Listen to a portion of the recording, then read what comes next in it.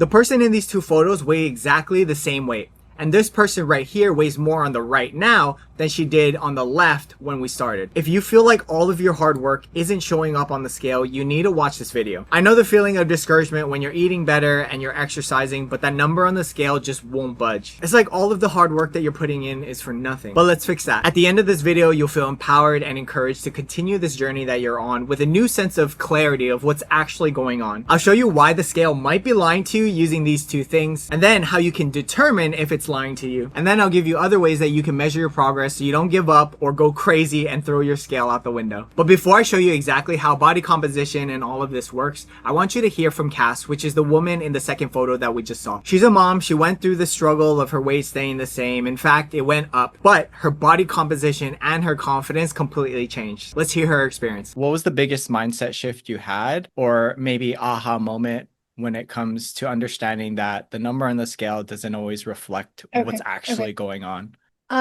I think the biggest moment for me was when I actually started consistently measuring, taking my measurements, because, and even just looking in the mirror, I noticed, I mean, you can notice the difference of just, where I started to now, but the measurements were going down, even though the scale wasn't moving or it was moving up, I could notice a difference in my body just in general, just like muscle definition. I had a little bit of a mom pooch, and it's, it's gone down significantly. And that's when I was like, okay, well, this, maybe the number on that scale isn't as important, because, I'm seeing these differences in myself physically. So it's obviously, the scale might just be just that what it is, just a number. Did you have a hard time wrapping your head around that, or was that a streamlined process for you? I think because my physical appearance, like, I really noticed the change once I started working with you. I think that's why it wasn't as hard as it probably could have been. Because I noticed when I was doing it my way, yes, I was losing weight, but I wasn't getting the look I wanted. And then when I started following with you, your program, where I was eating more, and although the weight, the scale wasn't moving or it was moving up, I noticed that my body was like actually toning and the way I wanted it to look. And I think that's what made it so easy for me to just shift that way mentally. Cool. So it wasn't really a big deal. Like once you saw, I guess, the results, it was kind of like, yes. Okay. But it was a struggle, like, in the beginning, because mentally I had associated a certain number on the scale to the way I wanted to look. Yeah. So in the beginning, I was like, even though I did notice like a few changes in the beginning, I didn't really I didn't like it because the scale was either not moving or going up. So you're talking about like the first few weeks. Like the first few weeks was hard. I think probably that first month, like those first 6 weeks is probably like the hardest for me, because once my mentality actually shifted after that first, 5 or 6 weeks, then it wasn't so bad. Like then I was like, okay, well, like I'm realizing this works. I'm realizing, I'm toning. I'm realizing I'm seeing, muscle. But in the beginning, it was, I mean, you told me not to run anymore, and I was like having a mental breakdown. Yeah, we totally shifted what you were doing into what we're doing now. But that's also a very important topic, is that we didn't just go 1,000% my direction, right? It was a slow process, in a way that you felt comfortable, like, okay, this is my old way of doing things. This is the new one. And we kind of met in the middle, right? Yes. All right, really quick before we get back into the video, if you are tired of spinning your wheels and going from fad diet to fad diet, never to seeing the results that you actually want, the first link down in the description is where you can learn more about working with me through online coaching.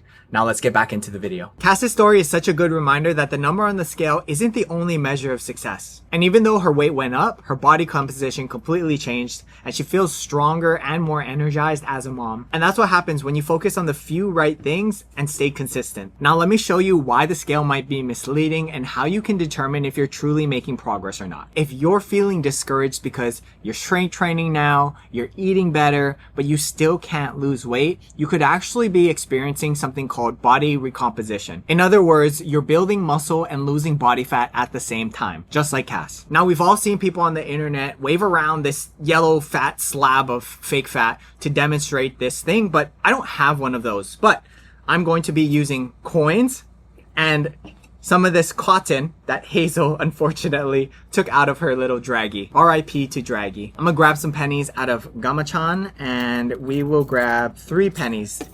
Oh my goodness.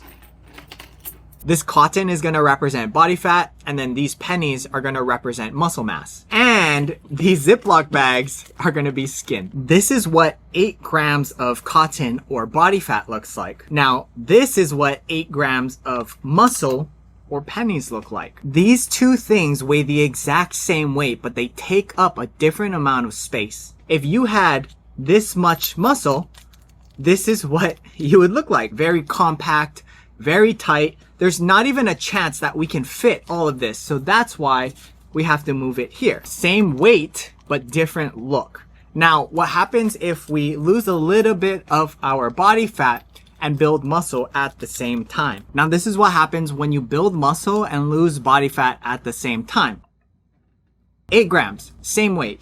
Totally different package. I hope that visual gave you a better understanding of what's happening. Now that you understand that, here are 4 other ways that you can determine if you're making progress outside of the scale. Take body measurements. Now here are some areas that you can measure. Right around your belly button, the widest part of your hips, so around your glutes, your chest, your arms, the widest part around your leg, or anywhere else that you're looking to see improvements in. This will give you objective data so that you can look at where you're trending. Let me actually grab the one that I use.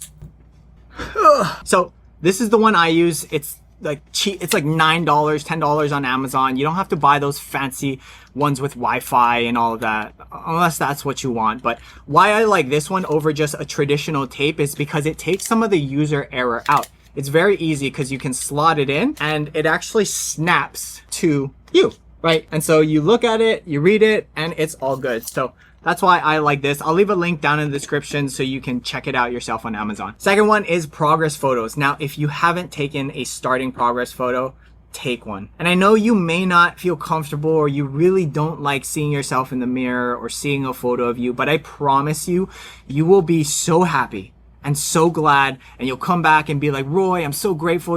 I know it's hard. I know it's difficult, but it's that slap of truth that some of us need sometimes. And the reason why they're so important and why I really hope you take them is you don't see yourself day to day in the mirror. You can't see the small little changes. And I have so many cases of clients feeling like they're not making any progress, but when I compare their progress photos, their mind is blown. They're like, oh my gosh, I've made so much progress, but they haven't seen that. They wouldn't have seen that if they didn't have that. And that means if they didn't have that, they probably would have given up if they didn't have a coach or if they were trying to do it on their own. So please take them. I know it might be hard for you, but I promise you, you'll feel so happy you took them. One of my biggest regrets is that I don't have more photos. I don't have more videos, especially in the beginning of my weight loss journey when I was really struggling through it. So learn from my mistakes. Number 3 is how your clothes are fitting. If you're feeling more comfortable in your clothes, if you're like, oh, I have a little bit of room to breathe. If you had an old pair of jeans or a dress that you couldn't fit before, but now you can button it, those are all measures that you are making progress. And number 4, strength or performance in the gym. If you are week over week after week getting stronger, increasing weight, having better technique, increasing your range of motion, if you are just performing better and better each week, you can rest assured that you are building muscle through this, especially if you're just starting out and you're a beginner to strength training. Those newbie gains, when you're new, you can build a lot of muscle relatively quickly. So take advantage of that. So if you're not already using some of these things to measure your progress on top of the scale, please do so, because the more metrics we have, the more data that we have, the more we can start to take emotions out of it. And that's why we get in our heads sometimes and we may feel a certain way, but what's actually happening isn't actually happening. We can feel like we're putting in so much work and we're doing so good, but when we look at the data or when we take emotions out of it, we find that that's not the truth. So the more metrics we have, the more things that we can track, the more at ease that you can feel that you're making progress on this journey, or not. But by having the data, you can start to make a decision like, okay, I need to change things. I need to do things differently. I need to go get some help, whatever it is. So if you've been strength training, you've been eating better, your clothes are fitting looser, you're getting stronger in the gym, congrats. You're likely experiencing body recomposition building muscle, losing body fat at the same time. And that's a huge win. So keep going, you're crushing it. But if you've been consistent for 3 to 4 weeks and none of these things that I just mentioned are changing, here's the truth. It's not that your body is broken. It's most likely that some hidden calories are sneaking into your diet. And that's actually really good news because once you spot them, you can fix it fast. We are human beings, and that means we make mistakes. Sometimes we track things wrong, or we forget a few things here and there. And that's okay. That's totally normal. But here are some of the most common sneaky little foods that sneak in. Cooking oil and sprays, sauces, spreads, little bites and licks here and there, liquid calories,